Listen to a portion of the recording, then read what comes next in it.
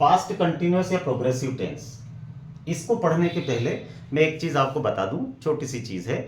यदि आप मेरे वीडियोस से टेंस सीख रहे हैं तो आपको एक क्रम बता देता हूं, उस क्रम से, उस सीक्वेंस से यदि आप टेंस पढ़ेंगे तो आपको एक ही बार में याद हो जाएंगे और आप भूलेंगे भी नहीं, लंबे समय तक आपको याद रहेंगे। सबसे पहले 3 कंटिन्यूअस या प्रोग्रेसिव टेंस पढ़ना है, प्रेजेंट कंटिन्यूअस, पास्ट कंटिन्यूअस या फ्यूचर कंटिन्यूअस, ठीक है, या प्रोग्रेसिव। इसके बाद 3 परफेक्ट पढ़ना है, present perfect, past perfect, future perfect. इसके बाद 3 perfect continuous, present perfect continuous, past perfect continuous, future perfect continuous. और उसके बाद 3 indefinite, present indefinite, past indefinite, future indefinite. इस क्रम से पढ़ेंगे तो आपको लंबे समय के लिए वो याद हो जाएंगे, ठीक है, और एक ही बार में याद हो जाएंगे। पास्ट कंटिन्यूअस या प्रोग्रेसिव टेंस। अब कंटिन्यूअस नाम हो या प्रोग्रेसिव नाम आए, मेन वर्ब में आईएनजी लगता ही लगता है, ये हमेशा ध्यान रखिए, ठीक है। इसकी पहचान, इन जिन हिंदी वाक्यों के अंत में रहा था, रही थी, रहे थे आदि आते हैं, वो सेंटेंस इसी टेंस के अंतर्गत बनाए जाते हैं। जैसे वह क्रिकेट खेल रहा था, वर्षा हो रही थी, हम बाजार जा रहे थे, मम्मी खाना पका रही थी, है ना, वह लेटर लिख रहा था। तो रहा था, रही थी, रहे थे जरूर आते हैं, ठीक है, ये इसकी पहचान है। यदि आप अंग्रेजी स्पोकन सीख रहे हैं तो इससे आपको हेल्प मिलेगी कि कौन से हिंदी के वाक्य इस टेंस में बनाए जाते हैं, तो ये पहचान है हिंदी की, ठीक है। ऐसे मैंने हर टेंस में पहचान बताई है, उससे आप अंग्रेजी बोलना भी सीख सकते हैं, सेंटेंस बनाना भी सीख सकते हैं।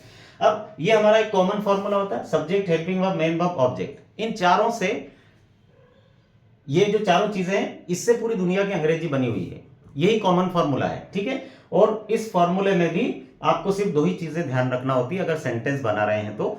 जैसे परीक्षा में आपको पेपर में दिया जाता है एक सेंटेंस और फिर आगे लिख दिया जाता है ब्रैकेट में चेंज इनटू और एक टेंस का नाम लिख दिया जाता है, उस टेंस में चेंज करिए। तो चेंज आपको सिर्फ 2 ही चीजें करना होती है, हेल्पिंग वर्ब और मेन वर्ब। सब्जेक्ट और ऑब्जेक्ट कभी भी चेंज नहीं किए जाते, ठीक है। और यही कॉमन फॉर्मूले से मैं 12 ही टेंस के फॉर्मूले बनाना सिखा रहा हूं। हर वीडियो में देखना आपको यही कॉमन फॉर्मूला मिलेगा और इसी से मैंने सारे फॉर्मूले बनाना सिखाए हैं। देखिए, अब यही common formula, subject, helping verb, main verb, object, यही 4 चीजें, ठीक है। अब हेल्पिंग वर्ब और मेन वर्ब को ध्यान रखना। हेल्पिंग वर्ब या वाज और वर लगा दीजिए और मेन वर्ब के पीछे आईएनजी। कंटीन्यूअस टेंस है तो मेन वर्ब में आईएनजी तो आता ही आता है, ठीक है। ये आपका फॉर्मूला तैयार हो गया पास्ट कंटीन्यूअस का। सब्जेक्ट यदि एक वचन है तो वाज लगाना है, सब्जेक्ट यदि बहुवचन है तो वर लगती है और सेंटेंस बन जाता है। अब देखिए इससे सेंटेंस कैसे बनते हैं। She was cooking food, she हो गया सब्जेक्ट, हेल्पिंग वर्ब, सब्जेक्ट एक वचन है शी, इसलिए इसके साथ, यानी सिंगुलर सब्जेक्ट है इसलिए इसके साथ वाज लगेगी। हेल्पिंग वर्ब या ऑक्सिलियरी वर्ब, इसको ऑक्सिलियरी वर्ब भी बोलते हैं। शी वाज, और फिर मेन वर्ब में आईएनजी, कुक, कुक में आईएनजी लग गया और ऑब्जेक्ट फूड हो गया। ये मैंने सबके नीचे लिख भी रखा है कौन सी चीज क्या है। फिर students were making a noise, बच्चे शोर मचा रहे थे, स्टूडेंट शोर मचा रहे थे, है ना। और ये शी वाज कुकिंग फूड, वो खाना पका रही थी। तो स्टूडेंट्स हो गया सब्जेक्ट, स्टूडेंट्स बहुवचन है यानी प्लूरल है तो इसके साथ हेल्पिंग वर्ब वर लग गई प्लूरल के साथ। इसके बाद मेन वर्ब मेक, उसमें आईएनजी लग गया, मेकिंग, और फिर ए नॉइस ऑब्जेक्ट हो गया। ये 4 चीजें जमाई आपने फॉर्मूले के अनुसार, सेंटेंस बन गया। अब इसमें आप देखें मेक जो होता है उसकी स्पेलिंग MEKE होता है, लेकिन उसमें जब आईएनजी लगाया जाता है तो ई आखिरी में जो ई होता है उसको हटाकर फिर उसमें आईएनजी लगाते हैं। यानी आईएनजी लगाने के भी अलग अलग नियम है कि किसी भी क्रिया यानी किसी भी मेन वर्ब यानी मुख्य क्रिया के पीछे अगर आप आईएनजी लगाते हैं तो उसके लिए अलग अलग नियम हैं। वो नियम आपको सीखना हो तो आईएनजी लगाने वाले वीडियो में जाकर देख लीजिएगा, किसी भी वर्ब के पीछे आईएनजी कैसे लगाया जाता है, उसके अलग अलग नियम हैं। अगर उसमें गलती कर दी तो सेंटेंस ही पूरा गलत माना जाता है, ठीक है।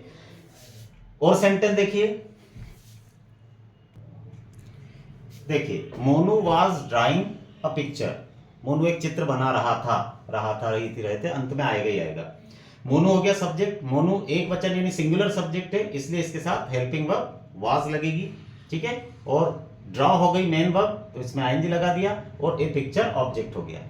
अगला देखिए, Sonu and Monu were playing tennis, Sonu और मोनू टेनिस खेल रहे थे, ठीक। तो सोनू एंड मोनू ये सब्जेक्ट हो गए दोनों, ठीक है। और वर हेल्पिंग वर्ब हो गई, सोनू एंड मोनू अब 2 हैं, 2 मतलब मोर देन 1 यानी एक से ज्यादा अगर सब्जेक्ट एक साथ होते हैं तो उनको बहुवचन यानी प्लूरल माना जाता है। तो सोनू एंड मोनू 2 हो गए मतलब बहुवचन हो गए, प्लूरल हो गए। प्लूरल के साथ हमेशा वर लगती है तो वर लग गई, सब्जेक्ट और मेन वर्ब वर लग गई। इसके बाद main verb sorry subject Sonam mono हो गए, हेल्पिंग वर्ब वर लग गई, बहुवचन यानी प्लूरल है इसलिए, और इसके बाद मेन वर्ब प्ले है उसमें आईएनजी लग गया, और ऑब्जेक्ट टेनिस हो गया। ठीक है, तो ये इस प्रकार से पास्ट कंटिन्यूअस टेंस आप आसानी से सीख सकते हैं। बस ये ध्यान रखना होता है कि हेल्पिंग वर्ब जो है यानी ऑक्सिलियरी वर्ब ये सब्जेक्ट के अनुसार लगना चाहिए। ठीक है, थैंक यू।